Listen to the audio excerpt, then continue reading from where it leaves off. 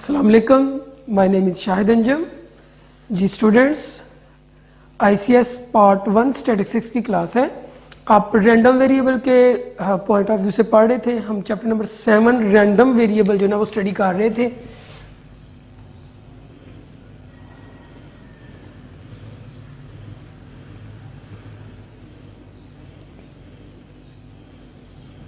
ठीक है,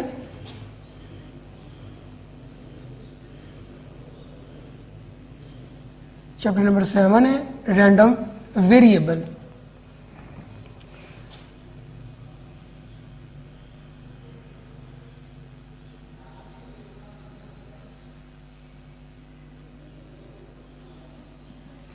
जी इसके ऊपर हम बात कर चुके हैं कि रैंडम वेरिएबल क्या होता है। इसमें हमने कॉन्सेप्ट, इसकी एप्लीकेशंस वगैरह पढ़ ली हुई हैं। आज हम रैंडम वेरिएबल से थोड़ा सा आगे डिस्क्रीट रैंडम वेरिएबल और कंटिन्यूस रैंडम वेरिएबल पढ़ने जा रहे हैं। सबसे पहले ये है कि रैंडम वेरिएबल क्या है। उस दिन भी मैंने आपको बताया था ए random variable is a numerical quantity. A random variable is a numerical quantity whose value depends on chance or a rule that assigning a numerical value to each outcome of a sample space is called a random variable। ठीक है, a random variable is a numerical quantity। मैं लिख देता हूं आपको, a random variable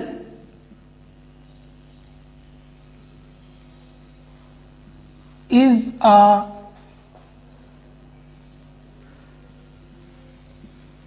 numerical quantity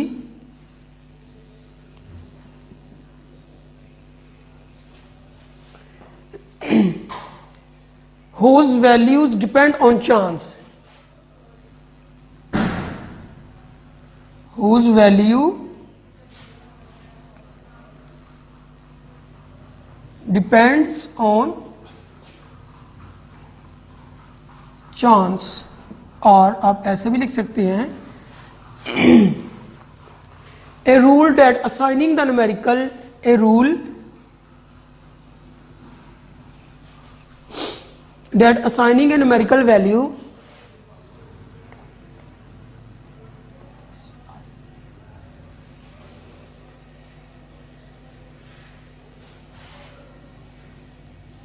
assign the numerical value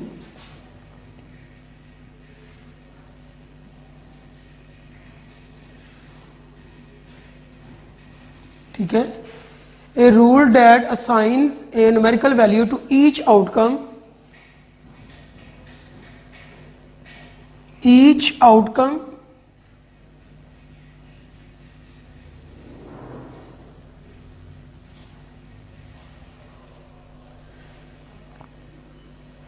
of a sample space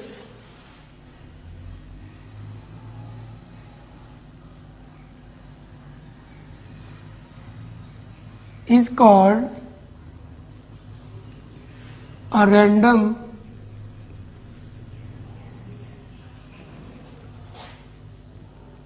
variable। ठीक है जी,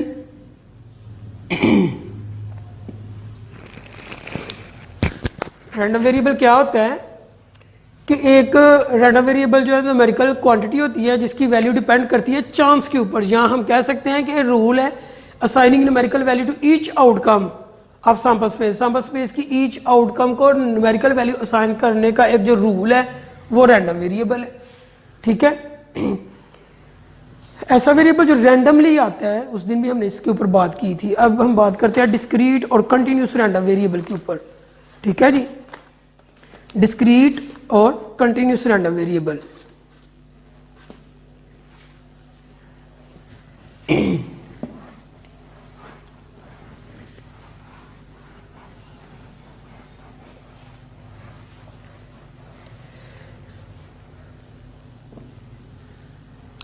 सबसे पहले डिस्क्रीट रैंडम वेरिएबल।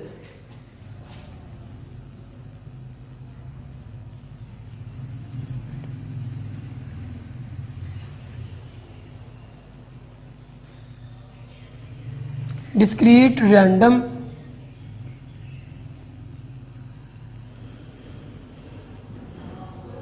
वेरिएबल। हम बात कर रहे हैं डिस्क्रीट रैंडम वेरिएबल की। ये कौन से वेरिएबल होते हैं?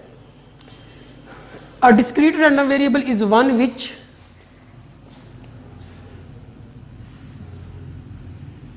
a discrete random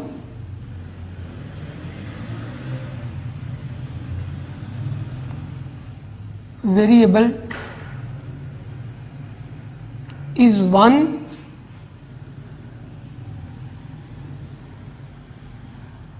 which can assume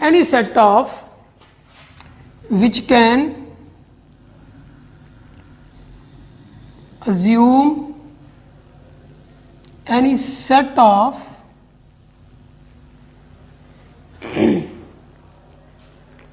possible values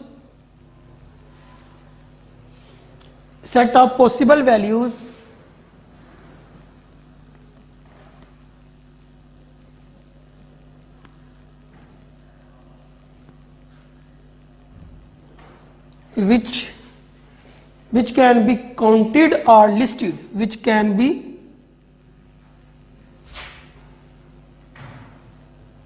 counted or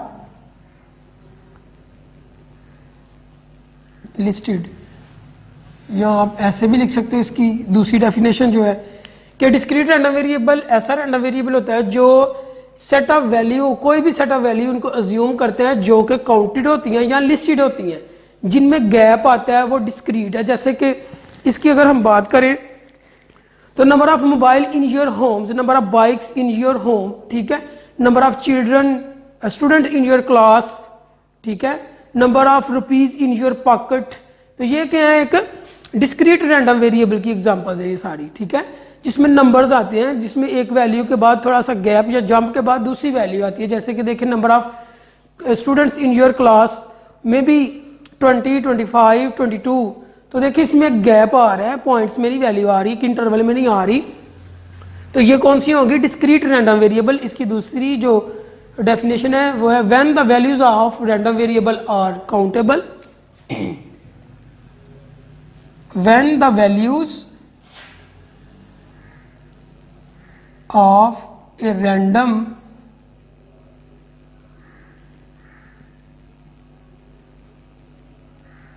variable are countable,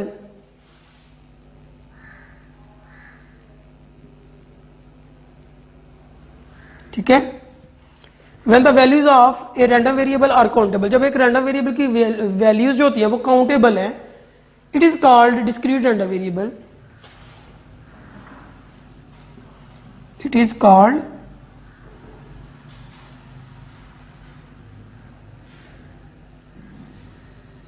discrete random variable, ठीक है। तो ये था डिस्क्रीट रैंडम वेरिएबल।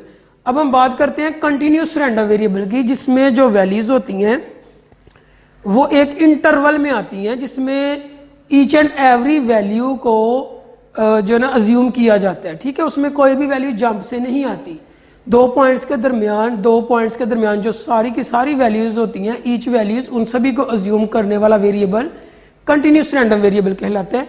उसकी हम डेफिनेशन पढ़ते हैं।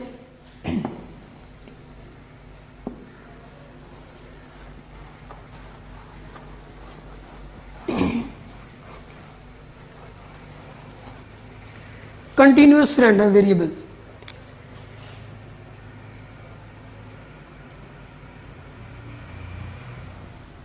ठीक है जी। कंटिन्यूस रैंडम वेरिएबल, इसकी डेफिनेशन है a continuous random variable is one which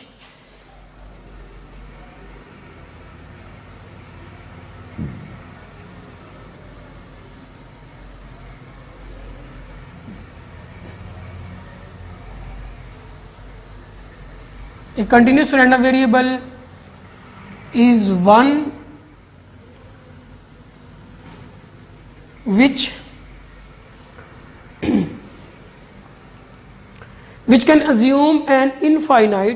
can assume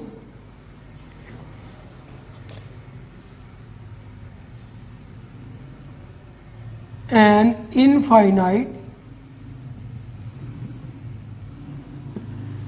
ठीक है, spectrum of different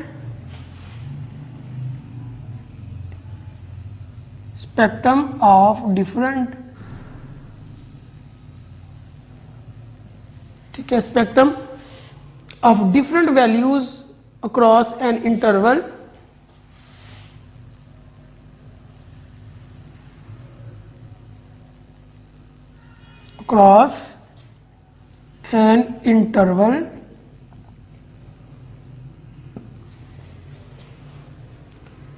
and which cannot be counted or listed and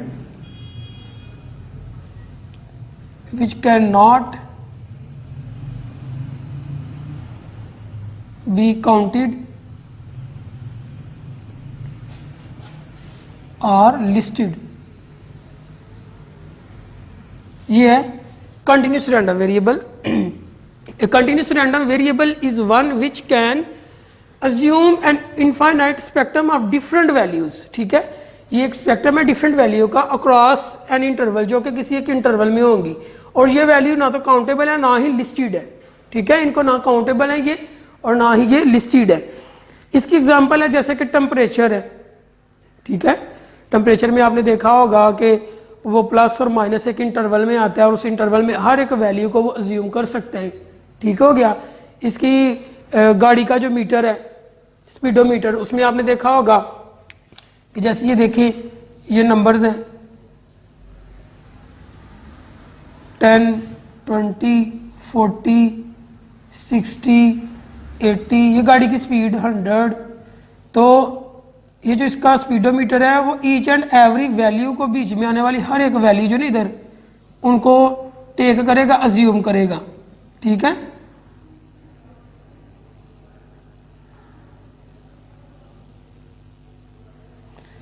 तो इसमें आने वाली हर एक वैल्यू को वो अज्यूम करेगा। तो ये इसकी बेस्ट एग्जांपल है। अगर गाड़ी 60 की स्पीड पे है तो वो यहां से पीछे से हर एक नंबर को टच करके अज्यूम करके तभी 60 पे पहुंची है। ठीक है, तो ये है कंटिन्यूअस रैंडम वेरिएबल। इसकी दूसरी एग्जांपल आप ऐसे कर सकते हैं, a variable that can assume any possible value between 2 points is called continuous random variable. ठीक है जी, ये था डिस्क्रीट और कंटिन्यूअस रैंडम वेरिएबल। अब हम लॉज ऑफ एक्सपेक्टेशन की बात करते हैं।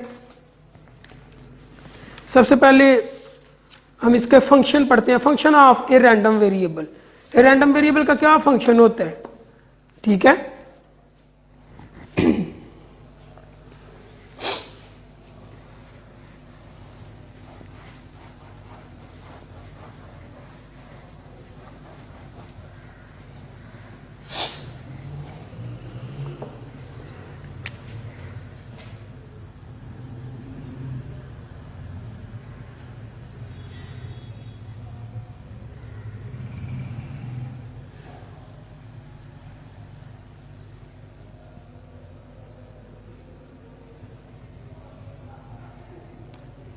Function of a random variable, एक रैंडम वेरिएबल का function when y is equal to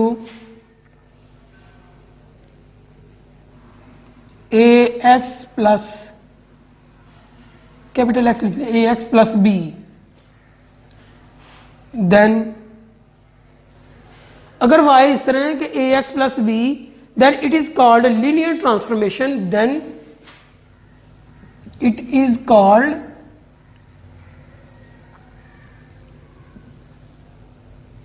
linear transformation,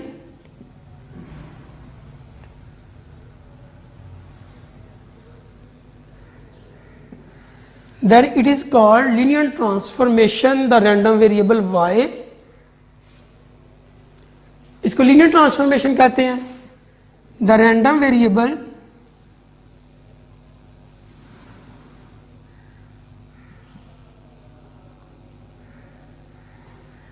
y is a function of random variable x, ये एक लीनियर ट्रांसफॉर्मेशन है। ठीक है, द रैंडम वेरिएबल y, इसी रिलेशन से देखे y is a function of, इसको आप लिख सकते हैं ना, y is a function of x, क्योंकि ये x के ऊपर डिपेंड कर रहा है। y is depend on x, तो y is a function of x, the random variable y is a function of random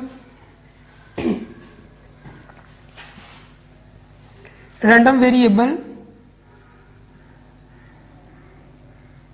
x। आप इसको ऐसे लिख सकते हैं y is a function of x mathematical point of view से, ठीक है जी। y is a function of x के रैंडम वेरिएबल जो y है वो x का फंक्शन है इस रिलेशन से, और ये रिलेशन क्या है, लीनियर ट्रांसफॉर्मेशन है। Expected value of y can be written in the terms of, अगर इसकी एक्सपेक्टेड वैल्यू ली जाए, द एक्सपेक्टेड वैल्यू, एक्सपेक्टेशन जो होती है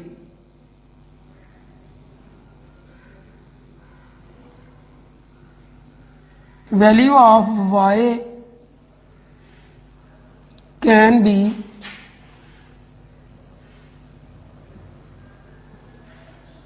written as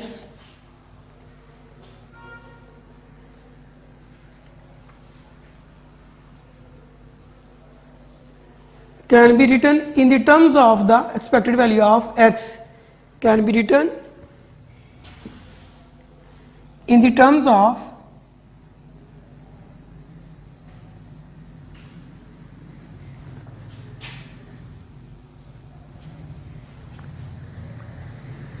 the expected value of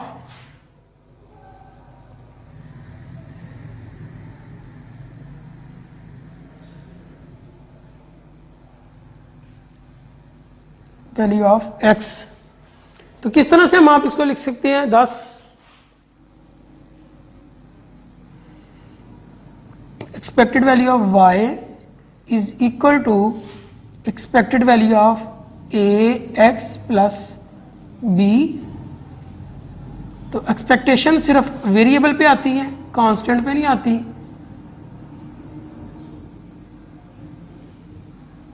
ठीक है जी। तो इस तरह से अगर एक रैंडम वेरिएबल जो है y वो फंक्शन है दूसरे रैंडम वेरिएबल x का, ठीक है, y is a function of x, तो फिर अगर आप y की एक्सपेक्टेशन लेंगी तो वो किसकी एक्सपेक्टेशन होगी, x की, ठीक है, उस फंक्शन में। It is important to be note that, चलिए यहां पे लिख लेते हैं, इट इज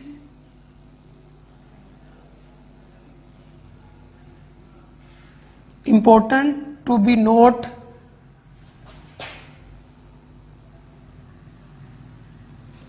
दैट, ठीक है, it is important to be note that the probability function of random variable y, that the probability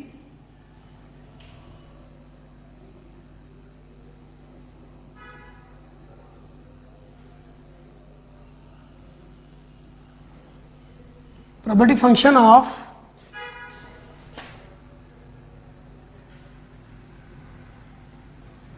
random variable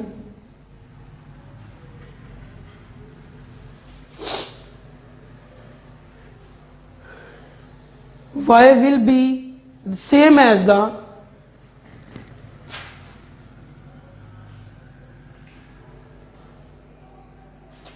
y will be same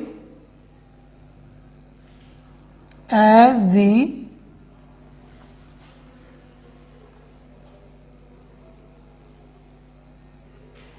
probability function of variable random variable x, as the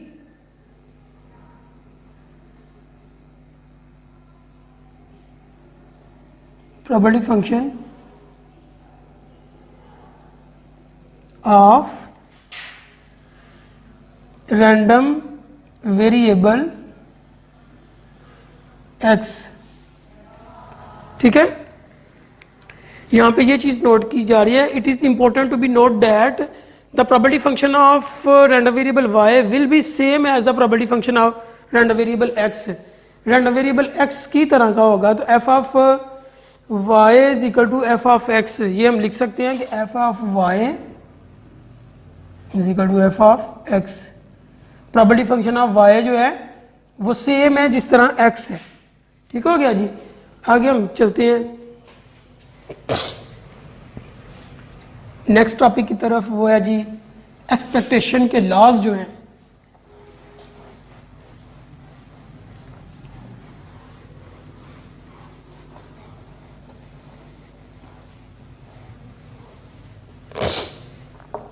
laws of expectation.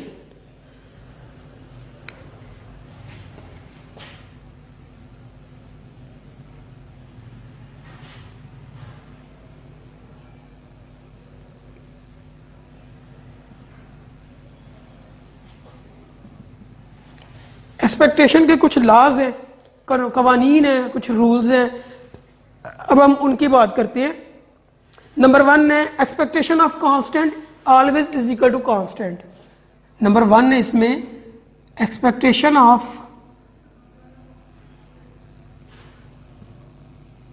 Constant always is equal to constant. मतलब ये कि किसी constant value की expectation लेंगे तो वो constant के ही equal आएगा। यहां पे हम लिख सकते हैं if a constant c is written on all, ये एग्जांपल है। इफ ए कांस्टेंट c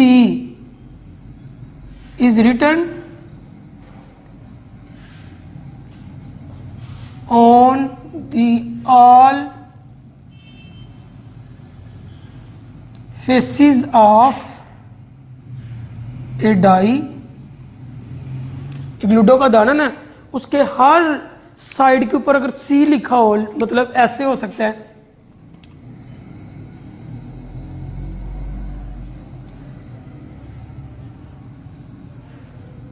कि इधर भी सी है, इधर भी सी,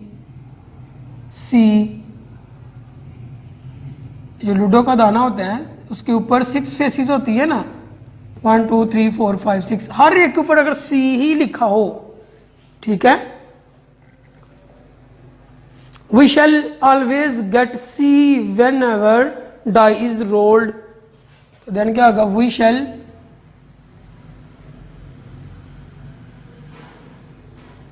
गेट सी वेन एवर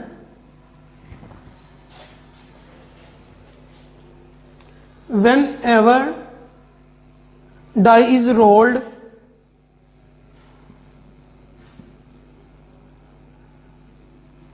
कि जब भी आप डाई को रोल्ड करेंगे तो आपके पास सी ही आएगा, क्योंकि सभी फेसेस के ऊपर सी ही लिखा हुआ है।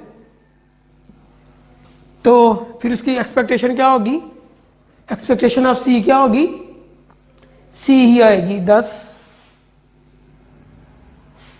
Expectation of c is equal to c, ये इसकी एग्जांपल है। नंबर 2 देखिएगा जी,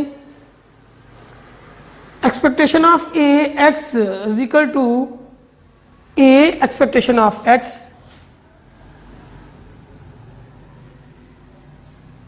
ए एक्सपेक्टेशन ऑफ एक्स, कांस्टेंट की एक्सपेक्टेशन, कांस्टेंट तो कांस्टेंट पहले ही बाहर, तो वेरिएबल के ऊपर एक्सपेक्टेशन आ जाएगी, लेकिन यहां पे है कि a is equal not 0, a 0 नहीं होना चाहिए।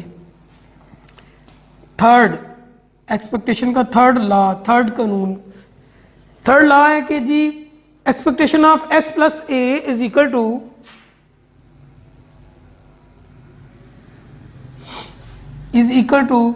Expectation of x plus a, ठीक है।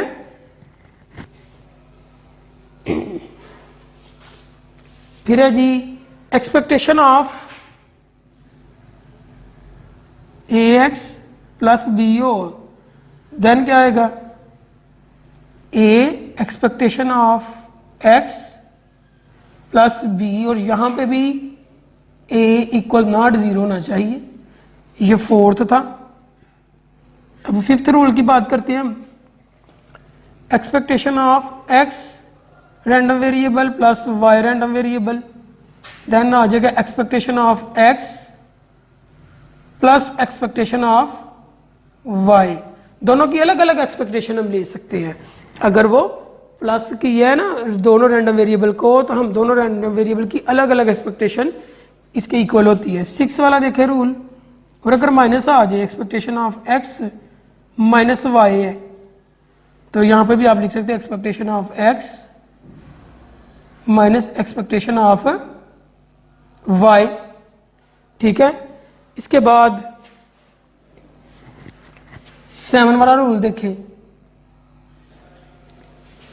ठीक है जी, 7 वाला expectation of x into y, expectation of x y is equal to होगी expectation of x into expectation of y. और यहां पे एक चीज याद रखिएगा, if x and y are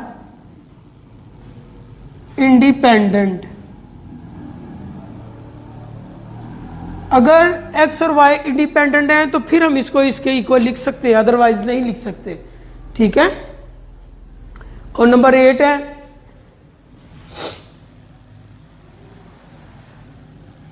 expectation of x minus expectation of x। तो इसको हम लिख सकते हैं expectation of x minus expectation की एक्सपेक्टेशन दोबारा वही आ जाएगी एक्सपेक्टेशन ऑफ x, तो ये इज इक्वल टू 0 होगी। मतलब हम ये भी लिख सकते हैं कि x minus expectation of x हो तो वो डायरेक्ट 0 के इक्वल आ सकती है। ये थे इसके एक्सपेक्टेशन के 8 रूल्स। पहला देखें कि अगर किसी कांस्टेंट किया है तो उसका आंसर भी कांस्टेंट है। अगर किसी वेरिएबल के साथ कांस्टेंट मल्टीप्लाई हो रहा है तो कांस्टेंट बाहर आ जाएगा एक्सपेक्टेशन में। वेरिएंस में ऐसा नहीं, वेरिएंस में स्केयर के साथ बाहर आता है। ठीक है ना, और एक्सपेक्टेशन अगर वेरिएबल में कांस्टेंट प्लस हो रहा है तो सिर्फ वेरिएबल की एक्सपेक्टेशन आएगी, मल्टीप्लाई और साथ में दूसरा कांस्टेंट प्लस हो रहा है तो सिर्फ एक्सपेक्टेशन किसकी आएगी, वेरिएबल की। दो वेरिएबल ऐड हो रहे हो तो अलग अलग हम एक्सपेक्टेशन लेके ऐड कर सकते हैं, माइनस हो रहे हो तो फिर भी अलग अलग एक्सपेक्टेशन लेके हम माइनस कर सकते हैं। 7 वाला रूल था कि अगर मल्टीप्लाई हो रहे हैं तो उनको अलग अलग मल्टीप्लाई कर सकते हैं, लेकिन यहाँ पे रूल यह है कि वो दोनों वेरिएबल इंडिपेंडेंट होने चाहिए। फिर यह है कि एक्सपेक्टेशन ऑफ किसी वेरिएबल की एक्सपेक्टेशन में से माइनस करें तो वो 0 आते हैं। ये था आज का बेटा जी आपका लेक्चर। नेक्स्ट लेक्चर में इंशाल्लाह कल मुलाकात होगी, जिसमें हम जो है ना वो एक्सपेक्टेशन का जो एक क्वेश्चन है रैंडम वेरिएबल का वो सॉल्व करेंगे। ओके जी, अल्लाह हाफिज़। वीडियो पसंद आई तो लाइक करें, अपनी राय कमेंट करें। ऐसे ही मजीद वीडियोस के लिए हमारा चैनल सब्सक्राइब करें और बेल का आइकन दबाएं ताकि आपको हर वीडियो का नोटिफिकेशन मिलता रहे।